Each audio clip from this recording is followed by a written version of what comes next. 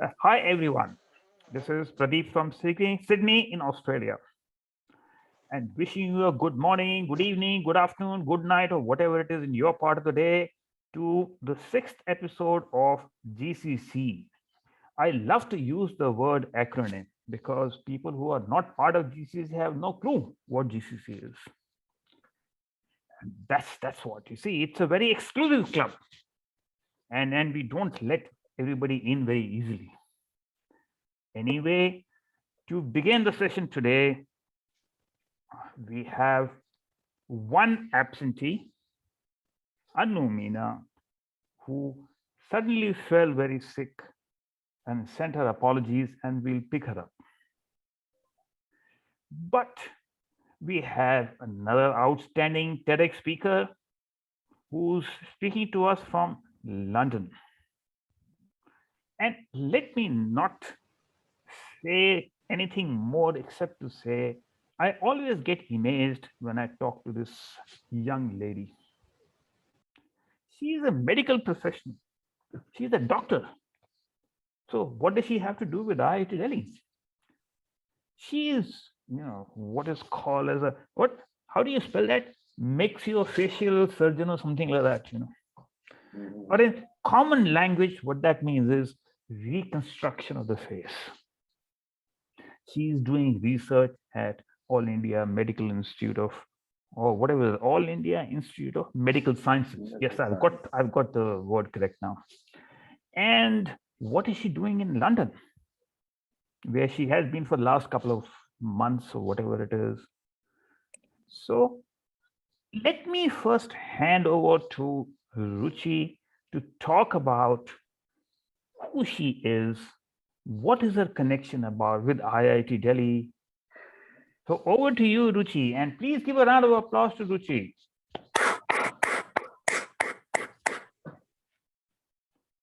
Thank you, everyone. And first of all, a very good evening, good afternoon, and good morning, wherever you're from. And it is a pleasure to be here. And thank you, Mr. Pradeep, for such a warm introduction. Or you don't have to call me Mr. Pradeep. If you want to call me Mr., then you call me Mr. Khanna. Or otherwise, you call me Pradeep. Jokes apart. Okay. Pradeep, sir, thank you very much. So I am in London at the moment, and my name is Ruchi, and I'm a maxillofacial surgeon. But my journey started as a dentist. So I would say that I'm a combination where I started my journey from being a dentist, then being a maxillofacial surgeon, then getting into trauma surgery at AIIMS New Delhi, then pursuing research on medical 3D printing. And now then I set up my startup, which is incubated at FITT. And I'm working on that. But then we moved to London because of some more reasons. And then I started my podcast. And so then I started a lot of other initiatives like writing a book and then launching some digital courses for medical students on medical 3D printing. And now I speak professionally at different events, national and international, on topics like STEM, women in STEM, 3D printing, emerging technologies. And after meeting Pradeep sir, I got really intrigued by how I can help this area of getting all these emerging technologies into, medical science, because I feel that in India, we do have technology all around the world, but in India, it's not penetrated into the medical sector. I would like to play a role there. And yeah, so that's where I am. I'm very curious to know that you are a health professional. How did you veer into technology? That's an interesting question. I think it started a little late, though. Being a dentist, like from the background, I think dental people are more into technology because we have a lot of technology in dentistry. But even after that, I was not that much into technology. But when we did trauma, we found patients which were very, very complex. And especially in the level 1 trauma center, which is AIIMS New Delhi, you really get complicated cases. And we were solving these cases and we were realizing that we are not able to give them that much satisfaction because one patient would take like 5 years to kind of get back to normal, especially when it was the face, because multiple plastic surgeries were required. And so I was intrigued by one technology, which is 3D printing, and it was not being done much in India. So we kind of got to know that in somewhere in Chennai, there was a lab which was making only models. And from there, the journey started, that when the models came in, and I was the person who operated all these cases. So I thought I need to know more about this technology. So I got into research, and then I did my PhD on this. And the whole intent of my PhD was not to get into the core aspect of the technology in terms of what is coding and stuff like that, but it was more to deal with the integration of technology into medicine. So that's where technology started. Fabulous journey. Now going on a different track. Do you charge for speaking?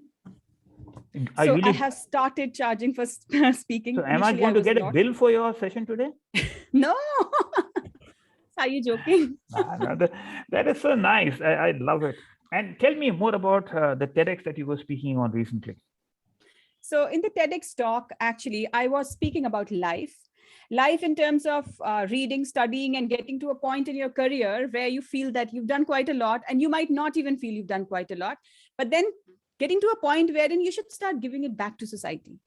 And so I kind of was telling them about a framework which is called ARC, where you accept where we are at the moment. For example, I compared it with healthcare, that where we are in healthcare at the moment, so that's acceptance of healthcare, and then reorganizing our skills. So for me, it was like getting into technology, understanding how technology can help in medical science. And then after that, giving back to the society means to implement those skills and actually benefit the patients. So that was the main topic. Fabulous. Of my TEDx. And now again, going on a different track. So how did you land up at IIT Delhi and FITT when you thought about startup? Yeah, so actually we wanted to build a product, and that was a material. And in that we required funds. So I applied for funds, and I came to know that if you create a company, you get the funds earlier, and this company will then help you to create more products, like going in future. And so that's where creating a company came into structure. And then we got into FITT. We gave those BIRAC had different sessions where we gave all the sessions, and we presented them with what our product could do. And that's where we got the grant. And so now we are in FITT as well. Oh, that's fabulous. And now tell me, what kind of application of technology have you done? Because, I know that you were into 3D printing and all that. So are you kind of printing bones, and what are you doing with 3D bone, with 3D printing or in technology in general? Yeah, so we started from scanning first. So we did scanning, we did prototyping, then we went to 3D printing of models. And after that, we went for splints, and then we went for 3D printing implants. So in the company, we did not do that because that was my journey through 3D printing. The company has recently got incubated. So we are kind of trying to develop this company to integrate this with academia.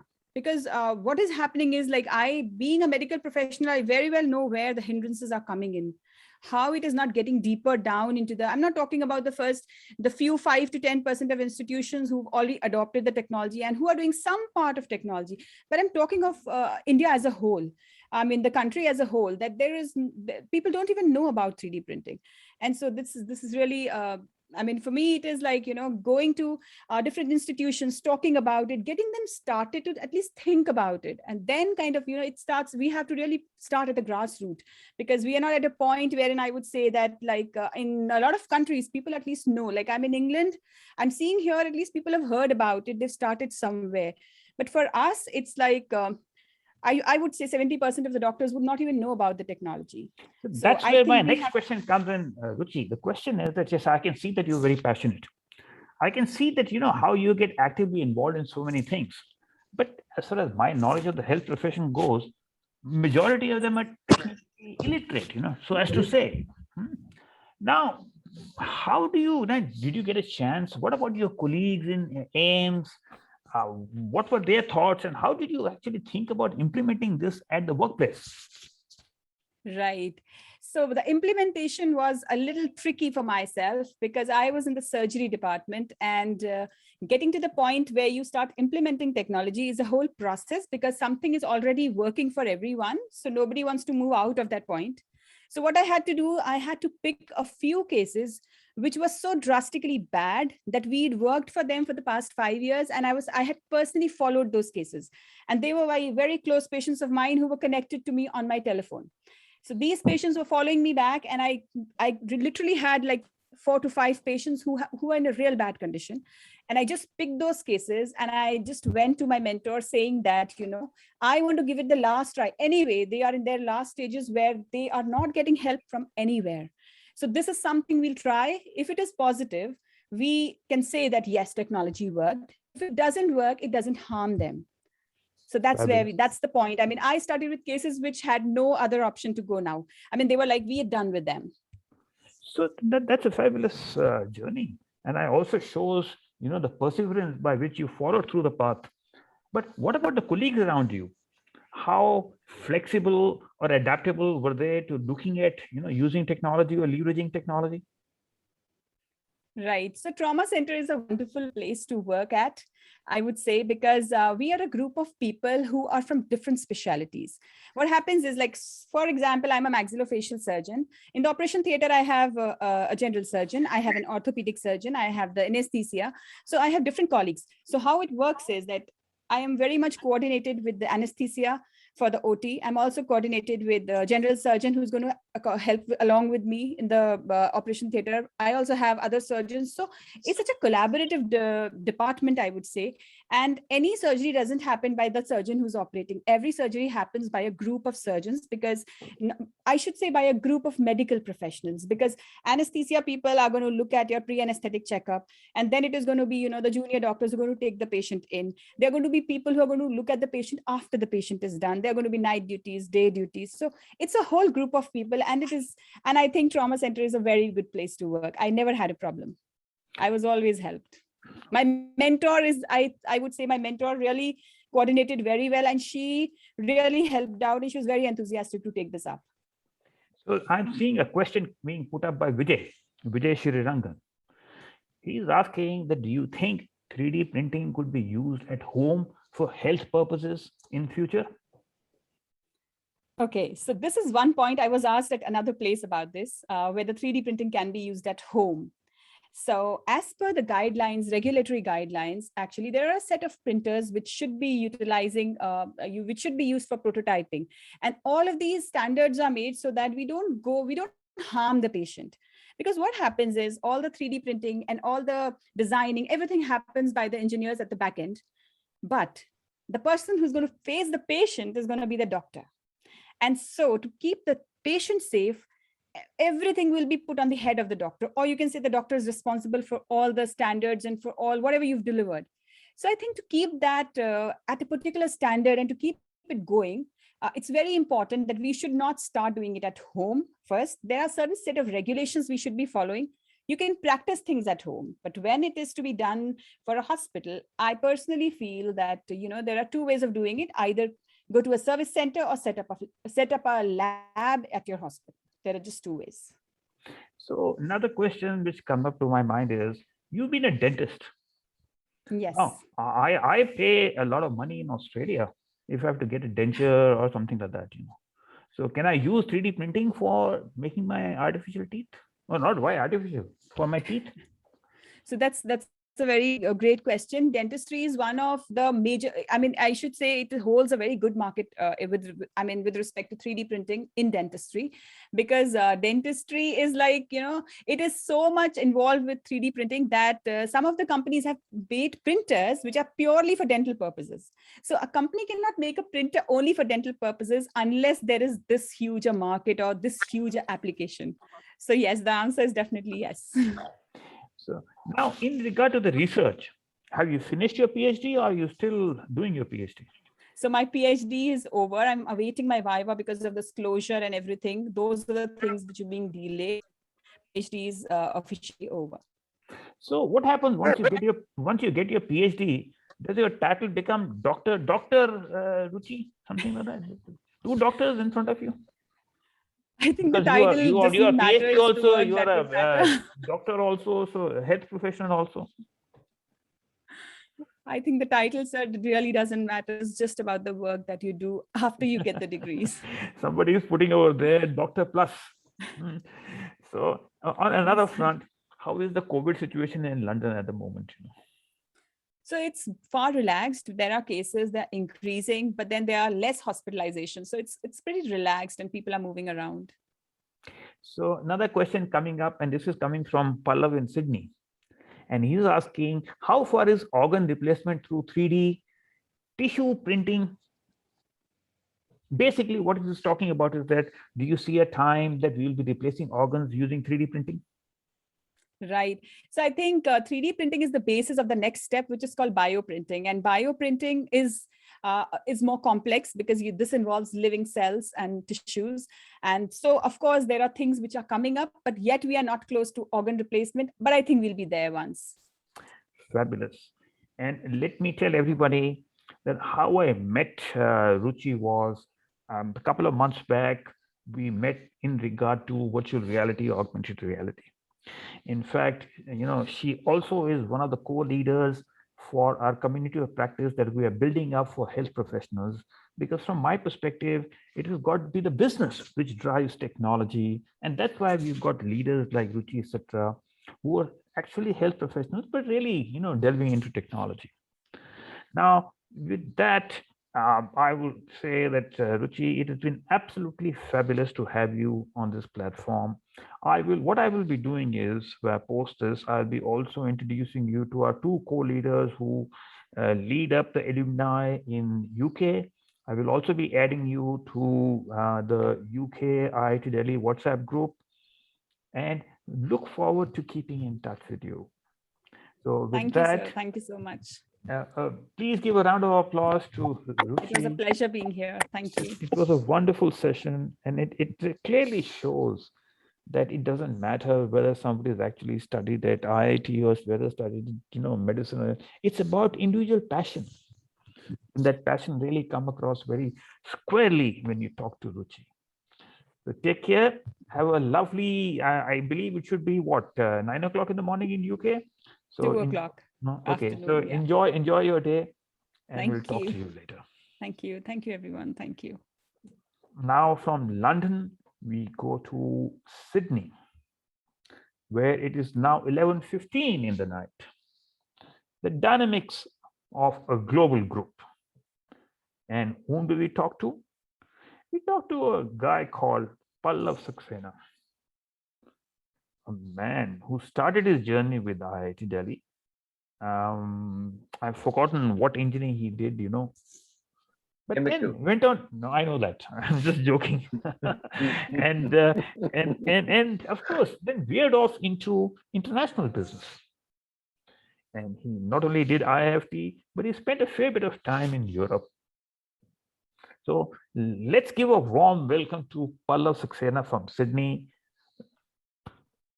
Over to you, Pallav. Tell us about when did you finish IIT Delhi, and how has been the journey post IIT? Thank you, everyone. Thanks, Pradeep, for the lovely introduction, and so nice talking to so many people in different time zones. It's good morning, good evening, and good afternoon at various places. I started my IIT in 1984 batch entry, and it was a 4-year program, so passed out in 88. In between, I was fortunate to have been invited over to Germany for my summer training. Summer training used to be a very casual thing in IIT, but for me, it was a very serious thing. And I got into a German company called Hext at that point in time. Hext was a pharmaceutical company making Novocaine, which is a drug which is used by dentists a lot for the pain. It's a pain anesthetist, Novocaine as a molecule. And I actually did a scale up for that while I was in IIT. So my technology, my association with technology and using it started in my early days. And I always looked at IIT education as a tool for growing into this area. And I've also, stuck to my knitting. So 88, I passed out of IIT chemical engineering. I got a placement on campus with a company called Vegan, which was into chemical process equipment design and manufacture steamjet vacuum pumps. So being a hardcore designer and engineer, used my chemical engineering for a long time. But then after 2 years of work, I said, this is to have a more holistic approach, need to get some business acumen as well. And went into international business at IIFT, which was Indian Institute of Foreign Trade, which is just behind Mehrauli. It's very close to IIT. That was that. And then I moved to Tata Steel, which was a company I loved working for. Nearly a decade I was with the Tatas. Fantastic place to have a foundation, to grow as an enterprise, as a person. The value system in the company was fantastic. I was area manager Europe for nearly 3 years, and mergers and acquisitions. We were buying, plants and various machinery. And then there was a GFC, there was a global financial crisis, and then Tata started pulling in everything, and we came back to India and started working in India. But then I said, look, there was an entrepreneurial spirit of mine which woke up suddenly. And I said, look, I have to do something else, get out of the corporate world. So I founded a company called steelrx.com, which was a .com company. 2000 was when the .com bubble came and bursted as well. Everything happened at that time. And I was a co-founder of a company called steelrx.com, which was a steel trading platform. So got into technology from there. That's where I got bitten by the technology bug. And you started looking at technology, especially IT, as an enabler for business, And but then in 2000, I looked at Australia. I was already looking at Australia very favorably, because it's also about lifestyle. It's not just about earning a living. Is not the only thing you do in life. You have to have that right balance. And I moved to Sydney in 2001. And ever since been here, worked in the corporate sector in Australia as well, worked with a company called One Steel, which is a BHP Steel group of companies, diversified. But then I said, this is it. Having lived overseas in so many countries, I've had this wide network of people who've always wanted to see me in a different capacity. And I started an entrepreneurial venture here back in 2004 and have never looked back. I've always carried the Indian flag. I've always promoted a lot more Indian companies. I work with 3 Indian groups.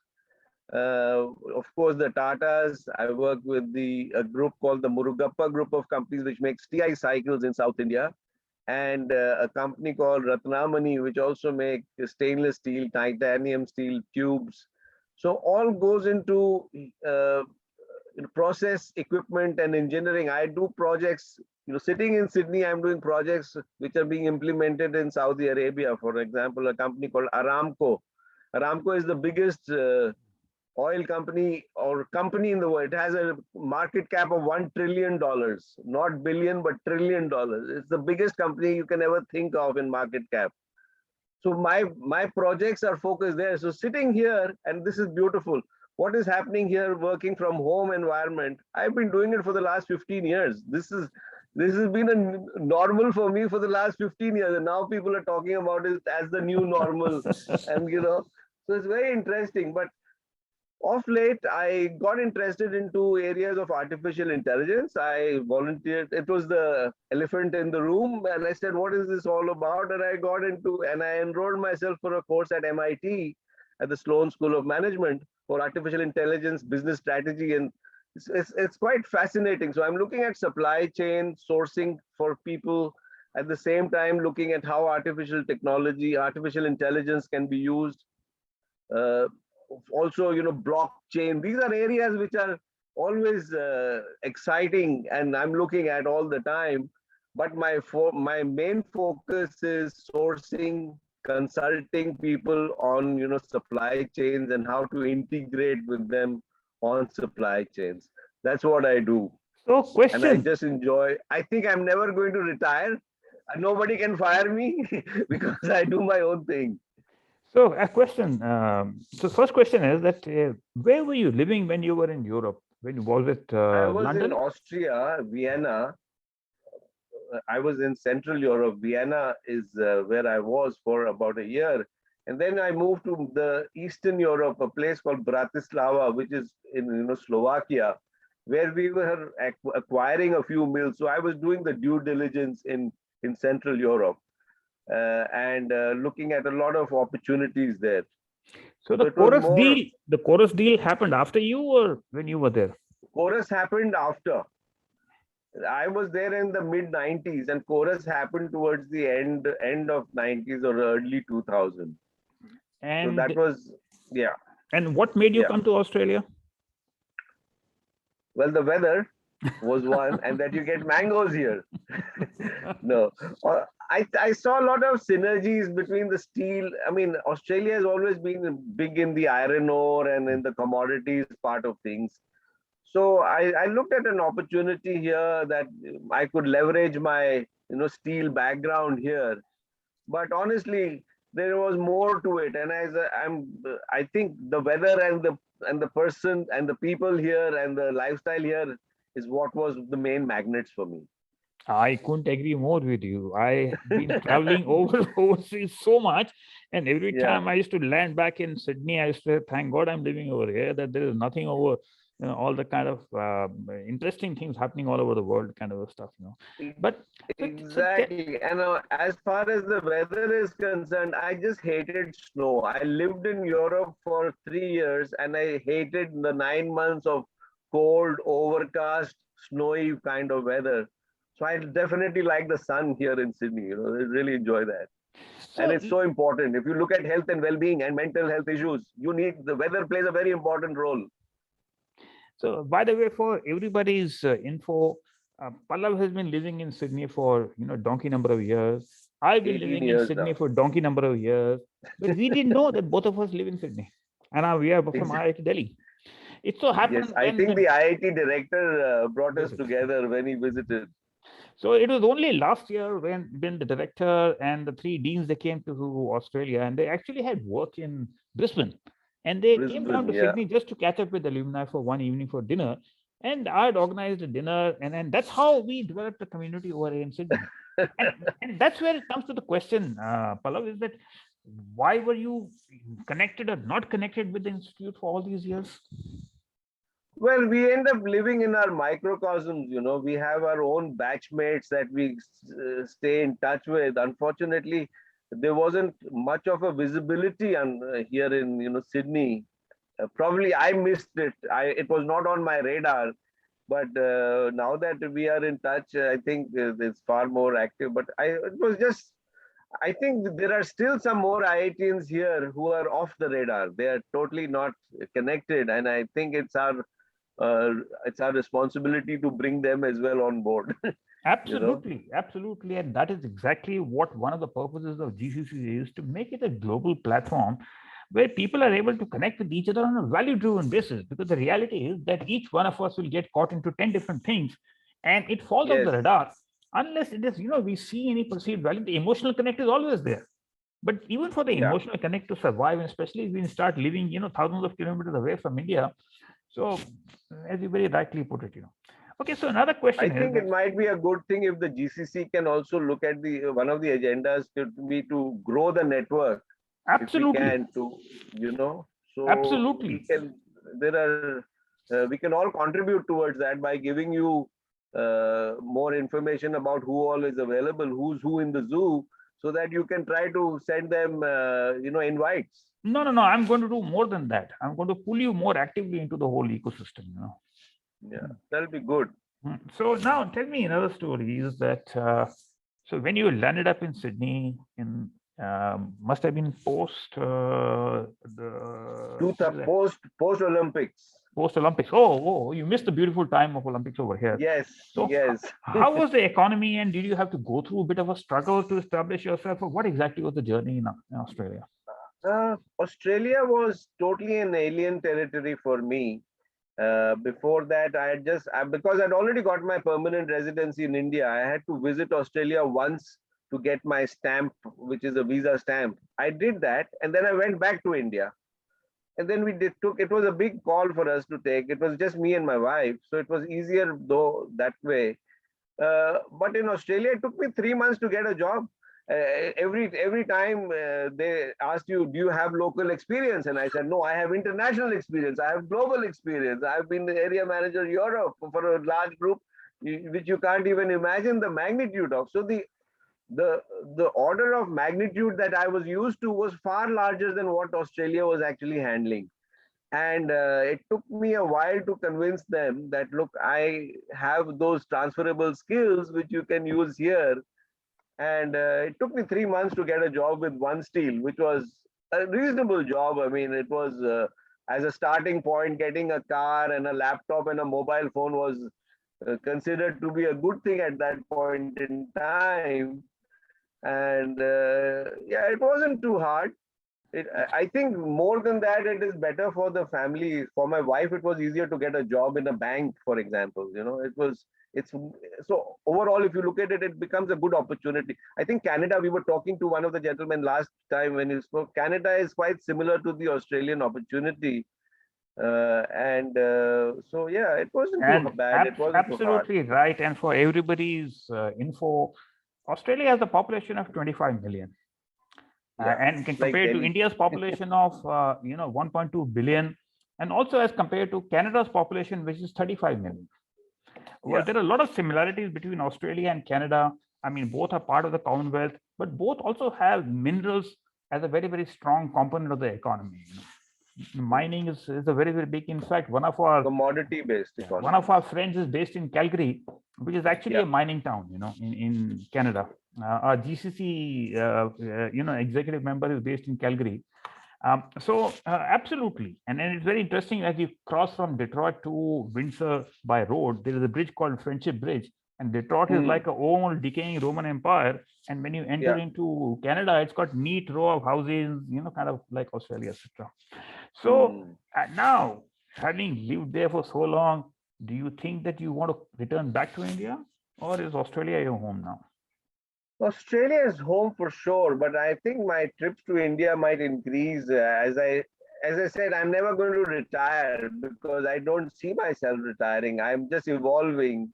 But there might be an opportunity of developing more work out in India. And I always look forward to going back to India and spending time there. But honestly, the children are going to stay here. The world is their oyster. They might be in Europe, USA, I don't know. I'm going to be oscillating between India and Australia as I see myself So there over is the long term. fabulous, Till I fabulous. can travel, and I hope to keep fit to travel. And you see, the new normal that we're describing today at the moment is that we'll be coexisting with COVID in maybe till the whole world gets Yeah. vaccinated, or there's the whole herd immunity for the whole world, and then we can start getting booster shots every year, just like we do for flu. But till Yeah. then, Vijay is suggesting that maybe we can use virtual reality for getting these experiences of GCC. A good idea, and we'll have to find a way without we do it without head-mounted devices, because we can use WebR. But more about that in the next session. So, guys, it was really wonderful to catch up with Pallav. And please give a round of applause to Pallav. Thank you. Thank you all. Nice to connect with you all. Wonderful, sir. Now, from London, we went to Sydney. So where do we go from here now? Well, we go where our hearts are. We go back to India. And in India, where did we go? We go to New Delhi, where we studied at IIT Delhi. And whom did we talk to? Well, we talked to somebody who has now white hair and white beard. Well, but who's also been a former president of IIT Delhi Alumni Association. And somebody that I know for a very long time, although not been in touch, or we picked up over the years broadly here and there, but a lovely gentleman. Ladies and gentlemen, I'm delighted to present to you Ravi Kapoor. Please give a round of applause to Ravi. And Ravi, let's hear about your journey post IIT. Thank you, Pradeep, and thanks to everybody else to join in. It's a good initiative, reignited again by Pradeep, I suppose. See, I'll give you a small brief of myself. I graduated in '82, did civil engineering, but spent only 2 years in civil engineer. I worked for L&T, but then decided this is not the place for me. I need to do something else. I did my MBA from AIM Philippines. Came back, joined auto industry, joined Maruti. I was there in Maruti for 9 odd years, 8 odd years. I joined corporate planning, 1000cc was my project, moved on to heading the Northern region sales, then the All India marketing, launched Zen that time. Then I moved on to Hero Motors as a exports head. And that time, Hero Motors was the largest exporters of two-wheelers during my period. But during that period, they tried to tie with the BMW car project. And that is what I initiated, in fact, because I had some experience of the 1000cc car project in the corporate planning. So I gave them the idea and we proceeded to whatever extent we could. But from there, I joined Bose Corporation for a small stint. Had the opportunity to meet Professor Bose a couple of times, learned a lot. More than technology, the business ideas that he had, those are the beautiful ones. And from there, moved on to Xerox. I was the major account head of Xerox in India. Had a very good interaction with their think tank in US during that time. Went around all over the world to meet the global managers and so on and so forth. And from there, I moved on to another company called Arcus, which is the Turner Morrison Group. They had a old organization known as STP Limited. Our entire products had 23 different locations they were operating from the British era time. They had around 18 odd plants. I was handed over that company and I was told that you have to make into a building products distribution company. You do whatever with this company. You want to dump it, you dump it. You want to use whatever. So we re-engineered that organization. It was in losses for 10 odd years, brought it back into profits within 6 months period by just cutting down the low end of the businesses. So that is how we proceeded further. Then somewhere down the line, at the age of 45 odd, I said enough is enough. Decided to hang my boots, but that lasted for a year and a half or 2 years when a company called Ferris from France, they were trying to come to India. They wanted to tie with Maruti and somehow they picked me up and they said, you try to get us there. So from there, I came back to business, had a small office in Vasanthia, very close to my place, started helping them, supporting them, had a kind of a semi-retired life. But slowly I got excited into the development of the products. Incubated another company at FIT, where we started developing our own simulation products. So from the auto simulators that we are doing for Ferris, we developed the complete range of auto simulators, including the software, etc., of our own in Ferris Technologies. That is something that we launched. From there, we moved on to the mining equipment simulation, have developed something for BEML and JCBs, etc., Last 4 years, we have been working with the military in a big way. We have developed around 7-8 products for the Indian Army, including the missile launcher simulator, the tank simulator, and some heavy recovery vehicle simulators, and so on and so forth. So this is a journey. I have stuck to my 3-year-itch kind of a personality. I've stayed with the one particular stuff for 3 years. In Maruti, they were longer, but there were different departments, and so on and so forth. But here, I started somehow enjoying the product development, doing more of that than on the business side of it.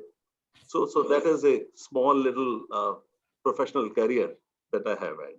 So it's very interesting to note that, across the board, when you talk to people, then at some point in time, everybody wants to, throw up their boots and jump into starting to do something on their own.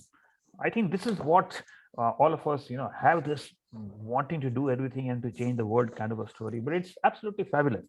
I suppose the first question which comes to my mind is that how come you did not settle down in Philippines or take up a job in Singapore or something? See, I had in the initial years of my career decided that I want to be in Delhi. My parents were here. My wife was here. So I decided that I will stay put in Delhi and I'll visit the world. So I have visited around 30, 40 countries, whatever, but on business. But I have made it a point that I stay in Delhi itself. That was more of a balancing between the family life and the professional life. So it was the emotional connect. And of course, your wife, which drew you back to India. Though my wife says, you came back for your parents, and my parents say you came back for your wife. So that's a part of it. And you play in between the two, balancing two forces. Okay, the next question is, when did you decide to take active interest in IITDAA? That is a very See, I told you that I have my boots, and when I started Ferris for these French guys, to make it easier and to have a relaxed life, I opened an office in close to my house, in fact. And my house is not more than a kilometer and a half from IIT. So I started there. I used to go there in the morning, come back for lunch, go there again, see the guys, what they're doing, and so on and so forth. So and started calling my friends over and have coffee, and that's the kind of life I had for those couple of years. So one day, a guy who was 1 year senior to us, he came in, and after discussing what we had to discuss, he said, "Oh, I had to go to IIT." I said, "What for?" He said, "Oh, I have the silver jubilee there of our batch." I said, "What is that?" And then he explained me what silver jubilee is and so on and so forth. And then he said, "No, no, you come along and have chai with us, etc., etc." I went there with him, chat with the group, just chatted with them as friends, and finally came out. And that was the end of it. The next year, Yogesh gave me a call. I got a call from somebody in IIT Delhi Alumni Association. They gave me a call. Yogesh was on the other line. He said, "I'm so and so forth, and this is your silver jubilee year. So why don't you take initiative?" I said, "No, no, it's not my. I'm happy whatever I'm doing." Then he insisted, "No, you come here and let's see, let's plan it out." That's how I got pulled into IIT Delhi Alumni Association. But this was for till then. Even when IIT was only maybe a kilometer from my place, never visited them. This is the first time I visited IIT Delhi. And then the pull came in from there. As we were going along, then I was looking for some help in my simulation development. So came across Professor Mukherjee, and I wanted to hire him out for give him a consultancy work. But finally, it happened. I got involved with FITT. In the board, I saw there's a requirement of doing something there. So I said, okay, let's put this organization in FITT. And we developed and incubated the company Ferris Technologies in IIT Delhi with Professor Mukherjee as a part of it. And then the things came flying. So, it's very interesting to see when I see across the board. One is that people, get disconnected with IIT Delhi after a certain point in time. As all of us have been discussing, that we get caught up in our own, world, and we get a whole other level of priorities unless we see some value kind of emanating. Number two is that you see there's a huge community. It's an alumni base of 54,000 people. And we have not really looked at how best to leverage this network itself. And that's where it comes down to building a platform where everybody can connect with anything, whatever they're doing fit, whether it's even for the purpose of getting married or even for getting the kids married kind of stuff, who cares? So long there is a value proposition for everybody in a global platform. And the third is that, yes, I've already mentioned about, putting up your boots, which everybody wants to do. The fourth really is that, yes, everybody seems to have gone into some other studies post the IIT. Pallav went into IFD, Ravi went into AIM, Ruchi went and did PhD. I also did my, MBA and my second master's. Everybody else has been doing kind of a thing. So it's the quest for knowledge continues with all of us. Now, one more question that I want to ask you is that in the business with Pharaohs, are you a startup? Are you a company, or what is the status at the moment? See, we were a startup. As I said, there were two companies. First company is Ferris Simulation System, where we tied up with the Ferris SA of France. That is how we started the operations of auto simulators in Delhi, and tied up with Maruti on the other side. And so we were bridging it out. We started making our, in fact, outsource fabrication of simulators, used to use the software of a French organization, used to integrate that, and then started selling. That's how we started the simulation business. So the question why I asked you was because you started a startup at a time when startup was not a fashionable word. You see, today the challenge is that when Modi said, we should be encouraging startups, and even billion-dollar companies wanted to be called as startups. The second point to note is that you went into simulation, which is not exactly something the mainstream. Simulation is a very specialized technology application. So how did you kind of find the journey as a startup, and how did you, I know that it was opportunistic in terms of that you got Faro, then you had a link with Maruti, so therefore you put two and two together. But how was the journey? Not even that. Whereas simulation system was purely a sales organization, except that we started customizing the environment, etc., in the software, and started making the hardware in India as per the French design. So that's what Ferris Simulation was doing. But when I got in touch with when I incubated the Ferris Technologies, because we are trying to get into a little more into simulation part, like we had the license for the cars, and we had the opportunity for trucks simulation here. So that is a bridge I wanted to bridge. And that is where I incubated when I went to Professor Mukherjee, I needed help there. But that is where the whole thing changed into incubating a new company into IIT Delhi, the Ferris Technologies. And when we started work with firstly building the hardware of the simulator, then starting doing some work, more work on the software. But finally, a couple of things happened that I had to get into the full-fledged software development in India itself. That is where Ferris Technology came in handy. So Ferris Technology is still the product development organization helping Ferris Simulation, which is a marketing organization, which has remained the marketing organization. But once we had the knowledge of the complete simulators from hardware to software into the vehicle dynamics, etc., then we started venturing into taking up new products, which even ACA Ferris didn't have, even the French organization didn't have. Somewhere down the line, we had requirement of motion platform, which we started developing in India, and ACA Ferris was interested in buying into the motion platform that we're buying. So we went into all those segments of it. We have a motion platform which is very rugged and technically, I understand, very, very advanced as compared to maybe top in the world. So that is another portfolio that we develop. So Ferris Technology has been helping us in taking a lead in the technology area. So if you had an opportunity to live your life again, would you prefer to take up a job with a company like Maruti or some multinational, or would you prefer to have a startup? See, I like to do my journey all over again. See, I developed a lot of experience. As I said, that getting even the business sense, like with Professor Bose, the business ideas, more than the technology ideas, were so excellent. He was a genius. So if I had not gone through all that, maybe I couldn't have done justice to my own incubation. So that is what we are trying to do. I think as a mix of these two is a very good idea, and that is what I like to do again. Absolutely right. And I mentor so many people in so many places, and I always tell them to find their passion and follow their passion. But as I say very, very often, that passion often doesn't pay the bills. And so, sometimes down the line, when you got kids and mortgages to be paid, at that time, how one, strikes a balance is a different story.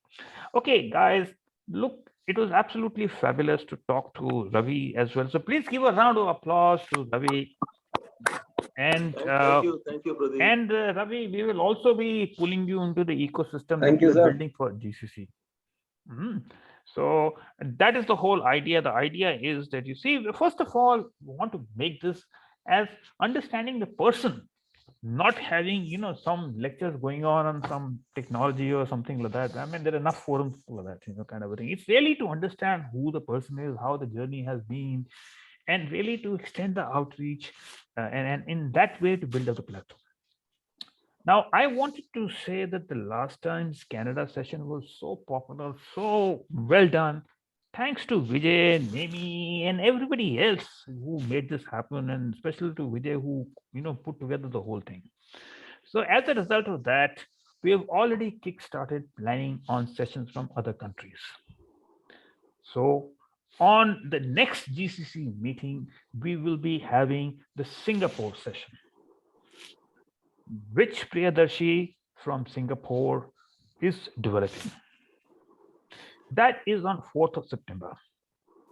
On 11th of September, we will be having a UK session, which Manmohan, along with our spiritual leader, Vijay, are putting together. Then on 18th, we go take another direction. And we will have Dinesh from Canada, in fact from Montreal, presenting the 1967 batch. So we move from a country focus also to, thematic focus to a batch focus. And maybe in the coming days, we'll have a, Aravali hostel or something like that focus also. Well, anything which helps in building the community. Now, with that, today, as we had one alumni who had to drop out the last moment because she was not feeling well, and we'll have it another time. I have an opportunity to close the session earlier today. So if there are no last minute comments by anybody, I will quickly go around the room, and I'll just, anybody who wants to ask any question or raise anything, absolutely feel free.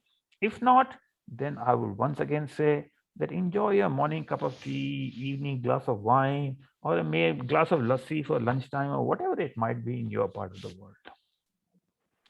So any questions anybody wants to raise, feel free. You can unmute yourself. So long you don't shout over anybody else, I'm okay with that. Pradeep, I'll just make a comment for the Singapore one. Yes, please. A lot of people, and I'm pleasantly surprised. There are so many ex-IITians who are CEO. I'm actually speaking to 5 or 6 of them. Obviously, we won't have time to get all of them here, but a lot of them are very keen. Like as soon as I reached out to them, they're very keen to join. So I think next week we will have a fabulous session with a lot of CEOs of various companies who have agreed to join. So I'm looking forward to it. I will keep it a surprise, but I will work with you, Pradeep, separately to make that happen. Thank you. Fabulous. We love surprises. We love surprises. And I hope you also, because they are CEOs, you also keep doling out money in that sessions, that will be even a better surprise, Yeah. Priyadarshi, should you need any help on the back office, feel free to reach out to me. Absolutely, Somanji, absolutely. I will. Sure.